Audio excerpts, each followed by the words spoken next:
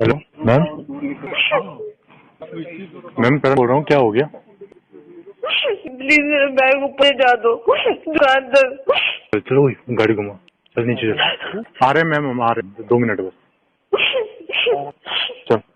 नमस्कार। उत्तराखंड के पौड़ी में रहने वाली एक गरीब घर की लड़की अंकिता भंडारी, जिसको सिर्फ इसलिए मार दिया जाता है कि वो प्रोस्टिट्यूशन का काम करने से मना कर देती है। और इस केस के बारे में मीडिया में कहीं बात नहीं हो रही है क्योंकि इस केस के अंदर एक नेता का बेटा शामिल है।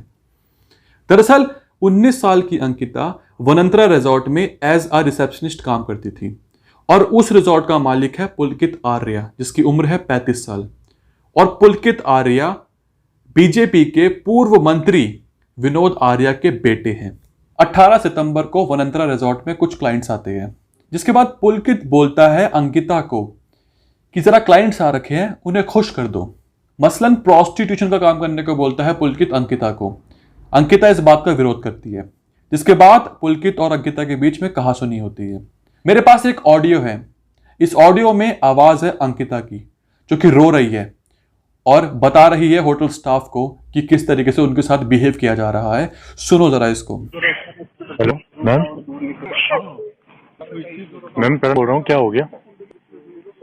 प्लीज मेरा बैग ऊपर जा दो दुकान तक। चलो गाड़ी घुमा, चल नीचे चल। नीचे चल, नीचे चल। हाँ चलना। आ रहे हैं मैम, हम आ रहे हैं, 2 मिनट बस। चल। सुना आपने इसमें किस तरीके से अंकिता बिलख रही है, रो रही है। उसको हरास किया जा रहा था और वो ये बात होटल के स्टाफ को बता रही थी। मेरे पास कुछ चैट्स भी हैं। इस चैट्स को जरा ध्यान से देखिए। इस चैट में लिखा है कि वो मेरे साथ जबरदस्ती कर रहा है और उसने मुझे किस करने की कोशिश करी। फिर दूसरे बंदे ने पूछा किसने करने की कोशिश करी, तो उसने बोला पुलकित। ये सब चैट्स, ये सब ऑडियो रिकॉर्डिंग अंकिता की है उनकी मौत से पहले की। अब मैं आपको 2 बयान बताऊंगा जो कि इन आरोपियों के हैं। पहले बयान में इन आरोपियों ने यह बोला कि दरअसल अंकिता बहुत ज्यादा परेशान रहती थी, बहुत गम में थी, मानसिक तौर पे बीमार थी, डिप्रेशन में थी। तो इसी वजह से उसका मूड ठीक करने के लिए हम लोग उसे 18 तारीख को बाइक और स्कूटी में बिठाकर ऋषिकेश ले गए, जिसके बाद हम लोग वहां से आए, अपने अपने कमरे में गए और सो गए। उसके बाद 19 तारीख की सुबह जब हम लोग गए अंकिता के कमरे में, तो हमने देखा कि अंकिता वहां से गायब है। लेकिन पुलिस की जांच के बाद यह पाया गया कि ये सारी बातें झूठ है। इसके बाद एक और बयान सामने आया। आरोपियों ने फिर यह कबूला कि जी हां, हमने मारा है अंकिता को। और मारा किस तरीके से है वो सुनिए अब। दूसरे बयान में इन लोगों ने बोला कि जब पुलकित अंकिता को बार बार फोर्स कर रहे थे, क्लाइंट्स को खुश करने के लिए बोल रहे थे कि तुम्हें हम एक्स्ट्रा पैसे दे देंगे, तुम बस खुश करते हो इनको, बार बार फोर्स कर रहे थे अंकिता को प्रोस्टिट्यूशन का काम करने को, और अंकिता बार बार इस बात का विरोध कर रही थी। जिसके बाद पुलकित, अंकित, सौरभ, ये 3 लोग अंकिता को अपने साथ ले गए। एक स्कूटी थी, एक बाइक थी। बाइक पर बैठे थे पुलकित और पीछे बैठी थी अंकिता, और स्कूटी पर थे अंकित और सौरभ। ये लोग जाते हैं, बीच में रुककर शराब पीते हैं। ये इनका बयान है जो मैं आपको बता रहा हूं। इसके बाद पुलकित बाइक को रोकता है और अंकिता और पुलकित के बीच में बहस हो रही होती है। पुलकित बार बार फोर्स करता है, अंकिता बार बार विरोध करती है। फिर सौरभ ने यह बताया अपने बयान में कि कहासुनी इतनी ज्यादा हो गई थी कि पुलकित ने अंकिता को ऋषिकेश के चीला बैराज में ढकेल दिया, चट्टान से नीचे ढकेल दिया गंगा नदी में। और इसके बाद ये तीनों लोग वापस आते हैं रिजॉर्ट में। जिसके बाद जो होटल का स्टाफ है वो उनसे पूछता है कि आप तो 4 लोग गए थे लेकिन आए सिर्फ 3 लोग हैं। इसके जवाब में ये लोग बोलते हैं कि अंकिता अपने कमरे में है, वो थक गई है, उसको आराम करना है।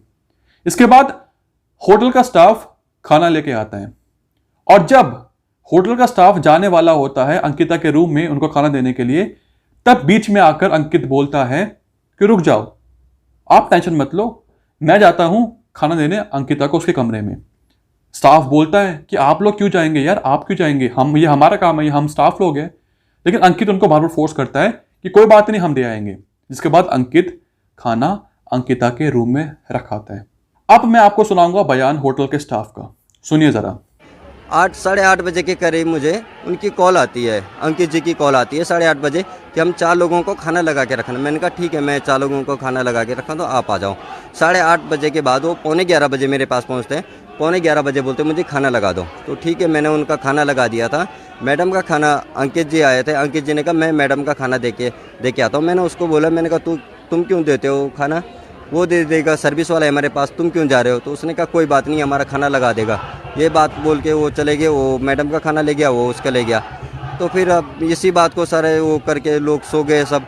सुबह उठ के पता चलता है 8:30 बजे कि मैडम अपने रूम में नहीं। तभी मैं रूम में जाता हूँ उसके, तो रूम में देखता हूँ तो उसका खाना वहीं पे पड़ा है, उसके बैग और पैसे वगैरह जो भी पर्सनली चीज़ें हैं, डॉक्यूमेंट वगैरह सब वहीं पे पड़ा है मैडम का। तो वही बात बोली इन्होंने जो मैंने आपको बताई है। लेकिन इसमें एक और बात यह है कि इन सभी आरोपियों ने रिजॉर्ट के सारे सीसीटीवी कैमरा को बंद कर दिया था, तोड़ दिया, खराब कर दिया, ताकि कोई भी फुटेज सामने ना आ पाए, कोई भी एविडेंस सामने ना आ पाए। पुलिस की इन्वेस्टिगेशन के दौरान इन आरोपियों ने कबूल लिया है कि हमने उसको मारा है, हमने उसको चट्टान से नीचे गंगा नदी में फेंक दिया। ये सारी घटना 18 तारीख की है। इसके बाद इन लोगों ने बयान में बोला कि 18 तारीख को ये सब करने के बाद 19 तारीख की सुबह ये लोग हरिद्वार को निकल जाते हैं। उसके बाद हरिद्वार से ये लोग कॉल करते हैं रिजॉर्ट में और ये बोलते हैं कि अंकिता कहां पर है, अंकिता कहां मिसिंग है। ये एक नाटक रचते हैं ये दिखाने के लिए कि हम तो वहां पे थे ही नहीं, अंकिता हमारे साथ थी नहीं। लेकिन आखिरकार इनका पर्दाफाश हो जाता है। आपको बता दूं कि 18 तारीख को अंकिता के पिताजी ने पुलिस स्टेशन में रिपोर्ट फाइल करवाई थी मिसिंग की, अंकिता की, लेकिन उस रिपोर्ट को सुना नहीं गया क्योंकि वो पटारी तो कुछ कर नहीं रहा है, क्योंकि हमें उस पर भी शक है। उसने कुछ नहीं किया, उस दिन से कुछ न कुछ तो पता चलता है कि लड़की कहाँ है, क्या है। मेरी लड़की खतरे में है, जो भी है। मैं ये चाहती हूँ कि मेरी लड़की मतलब जहाँ भी हो मुझे सुरक्षित मिलनी चाहिए। मुझे कुछ नहीं चाहिए, बस मुझे अपनी लड़की चाहिए, है ना। अब मेरे पास इतना वो भी नहीं है कि मतलब हम उतनी दूर जा सके है। हम तो ये चाहते कि हमारा जो भी है मतलब यहीं पे मतलब जैसे ये लोग वो नहीं कर रहे हमारी मतलब कुछ मदद नहीं कर रहे। जैसे ये इतने दिनों से 3-4 दिनों से वहाँ पड़े हैं, तो इतने दिनों से ये उनको घुमा रहे हैं, वहाँ जाओ, कुछ नहीं कर रही है मदद। मतलब ऐसे हमारे साथ में जो भी हो रहा है सब ऐसे ही हो रहा है, बुरा ही हो रहा है। अब जाकर जब 23 तारीख को ये बात सामने आई कि अंकिता को मार दिया गया है, सोशल मीडिया के जरिए लोगों ने आंदोलन करा, लोग आगे आए, लोगों ने वीडियोस बनाई, फोटोज शेयर करी, उसके बाद ही मामला उठा है, वरना इस मामले को दबा दिया जाता। जिसके बाद पुलिस को एक्शन में आना पड़ा और पुलिस ने सभी आरोपियों को पकड़ लिया है। आपको बता दूं, जब आरोपियों को पकड़कर जिप्सी में बिठाकर कोर्ट द्वार के न्यायालय ले जाया जा रहा था, उसी बीच वहां के लोगों ने उस पुलिस जिप्सी को रुकवाकर और स्पेशली महिलाओं ने उन सभी आरोपियों को जिप्सी से निकालकर नंगा करके मारा। वहां की पब्लिक ने, इतना आक्रोश है लोगों के अंदर इस वक्त कि एक गरीब घर की लड़की 19 साल की, जिसके कुछ सपने थे, जो जिंदगी में कुछ करना चाहती थी, उसको इन हैवानियों ने मौत के घाट उतार दिया। इसके बाद तुरंत एक्शन में आई बीजेपी और तुरंत उन्होंने पुलकित को और विनोद आर्या को अपनी पार्टी से निकाल दिया। नहीं, पुलकित आर्य मेरा बेटा था, लेकिन काफी दिनों से मुझसे अलग रह रहा था और हम जिम्मेदार लोग हैं और हमने ये तय किया कि जब तक जांच पूरी न हो और हमारे पद का दुरुपयोग न हो, इस कारण से मैंने कल जो है वो अपनी भारतीय जनता पार्टी के सभी पदों से त्यागपत्र दे दिया है और अब हमारे से कोई भी जांच है उसमें हम पूरा सहयोग करेंगे। हम चाहते हैं कि दूध का दूध और पानी का पानी रहे और अंकिता को भी इंसाफ मिले और पुलकित आर्य को भी इंसाफ मिले। क्या लगता है कि आपको कुछ एहसास था इस तरह की इस तरह की हरकतें वो करता है? नहीं, ऐसी कोई हरकत कभी कहीं अपराध में कोई उसका नाम नहीं आया और अभी भी कोई ऐसी बात नहीं है। लेकिन जो भी जांच में उसमें आएगा हम उसमें सहयोग करेंगे पूरा।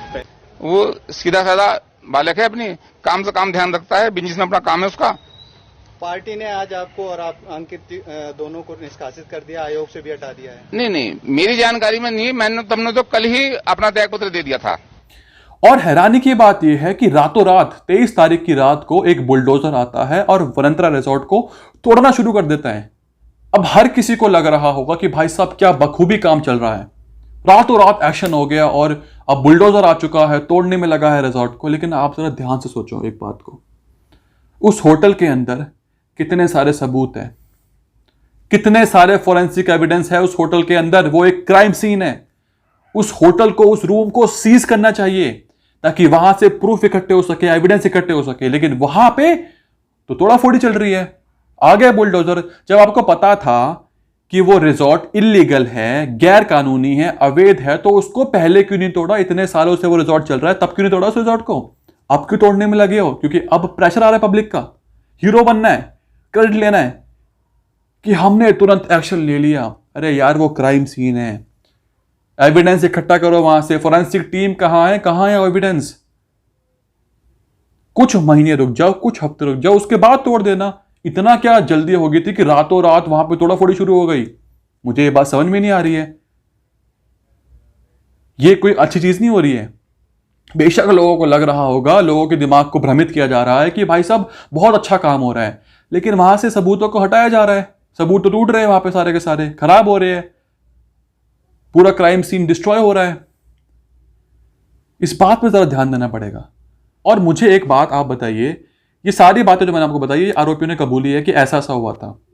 क्या पता अंकिता के साथ और क्या क्या हुआ होगा, क्या क्या हुआ होगा इस रिजॉर्ट के अंदर। क्या सिर्फ एक ही अंकिता थी? उससे पहले कुछ नहीं हुआ रिजॉर्ट के अंदर? जब किसी के पाप का घड़ा भरता है ना, उसके बाद ही वो फूटता है। उस रिजॉर्ट में और कितनी अंकिता के साथ क्या क्या हुआ होगा, आप सोच सकते हो? जो उन्होंने बातें बताई है कि कहां सुनी हुई, धक्का दे दिया, क्या पता क्या हुआ अंकिता के साथ। पिछले 5 दिनों से वो बॉडी गंगा नदी के अंदर ही रही, पूरी गल गई वो बॉडी, सबूत सब वैनिश, सब खत्म। और अब जाके बॉडी को निकाला गया एनडीआरएफ की टीम द्वारा। पिछले 5 दिन से कुछ कार्रवाई नहीं हुई थी। जब पब्लिक सामने आती है ना, जब पब्लिक का आक्रोश सामने आता है, तब जाके कुछ होता है। वरना जो एक कानून है ना, ये सिर्फ गरीबों पर लागू होता है, सिर्फ गरीबों पे, उन्हीं के लिए बने सारे कानून। अब बेचारे अंकिता के पिताजी, उनका परिवार इतना गरीब घर से आता है, वो कैसे लड़ पाएंगे केस को यार? और कल को जब एविडेंस ही नहीं रहेंगे तो कोर्ट में क्या दिखाएंगे? इनको तो जमानत मिल जाएगी, एविडेंस ही नहीं होंगे। कल को ये दिखा देंगे ये लोग कि सच में अंकिता डिप्रेशन में थी, परेशान थी, और वो खुद ही कूद गई खाई के अंदर, खुद ही डूब गई पानी के अंदर। सबूत नहीं है ना, कैमरे तोड़ दिए इन लोगों ने, वहां पे क्राइम सीन में चल रहा है बुलडोजर। तो ये सभी चीजों का संज्ञान करना पड़ेगा। मैं चाहता हूं कि आप इस वीडियो को शेयर करें। कोई इस खबर को नहीं दिखा रहा है, पता नहीं क्यों नहीं दिखा रहा, क्योंकि इसके अंदर एक नेता का बेटा शामिल है। भाई कोई भी पार्टी का बंदा हो, मुझे फर्क नहीं पड़ता, गुनाह तो गुनाह है, गलत तो गलत है, और अगर गलत होगा तो हम अपनी आवाज उठाएंगे। आप इस वीडियो को शेयर कीजिए जितना हो सके, ताकि लोगों को पता चले कि जो दिखाया जा रहा है आपको, दरअसल उसके पीछे बहुत बड़ी प्लानिंग, बहुत बड़ी साजिश है। ऐसे में अब सवाल बेटी बचाओ बेटी पढ़ाओ के नारे पर उठता है कि बेटियों को पढ़ा तो लेंगे, पर बेटियों को बचाएंगे कैसे? Justice for Ankita.